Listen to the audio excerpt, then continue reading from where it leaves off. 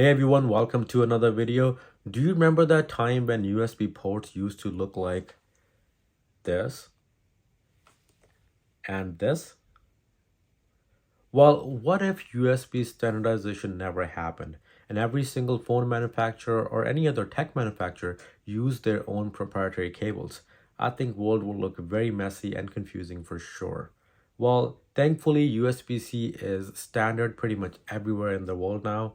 Even Apple had to bow down in front of USB-C, and now USB-C is standard on every single iPhone 15. USB-C has become a universally accepted standard. So we're bringing USB-C to iPhone 15. Well, why am I talking about USBs on an EV channel? Because something similar has been happening with EV charging infrastructure all over the world. Let me explain. There are currently multiple charging standards pretty much everywhere in the world. If you talk about North America specifically, you must have heard about CCS, J1772, CHAdeMO, and few more. Now, if you are a new EV owner, you probably don't care about any of this. You just want to charge your car and get on with your life. But the reality is, you will probably have to learn about all these charging standards sooner or later. Now, there wasn't much happening in the whole EV world before Tesla anyways. But when Tesla came, they brought their own charging connector, now known as North American Charging Standard, full form for NACS. Now, just to give you some visual comparison, this big guy over here is the CCS adapter, and this on the other hand is Tesla's NACS port. I hope you can clearly see the difference. You can see the CCS adapter has two high power ports at the bottom used for high speed charging, and the top part is used for other electrical connections and slower charging. The top part actually comes as its own connector, also known as J1772, as you might know. Tesla, on the other hand, supports both slow and fast charging, all packaged into this one connector without any sort of moving parts. On top of smaller form factor, Tesla also comes with thinner cables with this version 3 superchargers, so it's easier to handle with just one hand. CCS on the other hand is very difficult to maneuver even with two hands. Now try plugging in CCS on a cold night, it's like fighting a python. Before I can tell you how switching over to NACS is a win-win for everyone, let me at least tell you which companies have decided or at least have plans into switching over to NACS in future. It all started with a company called Aptera, which filed a petition to US government into standardizing our charge port to Tesla. And then the biggest player in industry, Ford, announced that it's going to fully adopt to Tesla NACS by 2025.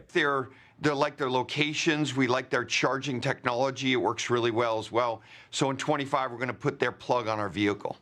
And then after that, it was just a domino effect with a bunch of other companies following along like GM, Rivian, Polestar, Volvo, Mercedes, Nissan, and even Honda.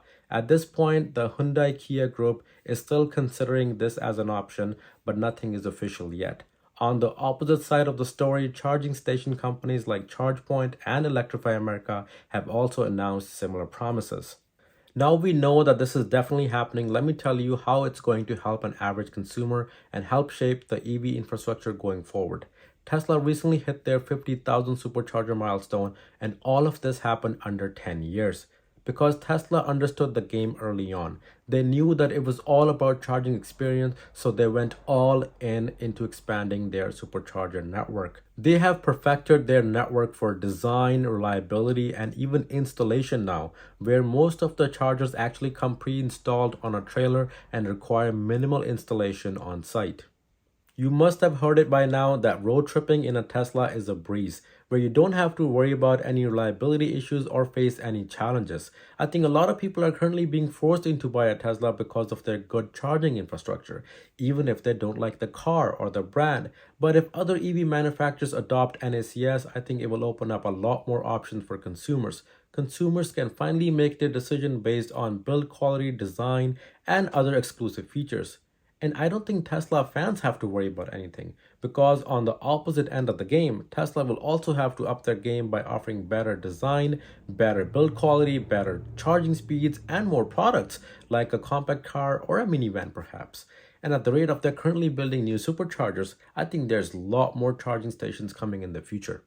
Now, for other EV manufacturers, just by putting a Tesla NACS port on their car is not good enough, because the only reason why Tesla is on top of their game is because they focused on overall customer experience. Right now, EV manufacturers are putting ports all over the place. Now, imagine that for a second. I'm in a car with a port in front left, and I pull up to a Tesla supercharger and I have to park face in. There's no other way. And I will also have to use the charger from the next stall. Now a regular Model 3 pulls up in that lane, but it can't charge because I'm taking up two spots. Now don't even get me started on cars pulling trailers. It would be a disaster. EV manufacturers will definitely have to standardize port locations and figure out a way to enable plug-in charge, because otherwise there's no point in doing any of this. Now, all of this is definitely going to take some time, but for the time being, Tesla has come up with a great solution. It's called Magic Dock. It's currently available at multiple locations in North America and expanding. Consumers will have access to Tesla app. It's subscription based, but it's easy to use. I think it's a great option for now, but in the long run, I would like to see full switch over to Tesla NACS port because it's cheaper to install, it's reliable, and it's compact in design. On top of all of this, EV manufacturers will have access to Tesla's secret sauce, its charging infrastructure. If you liked the video, please like, comment, and subscribe. Until then, take care, and I'll see you in the next one.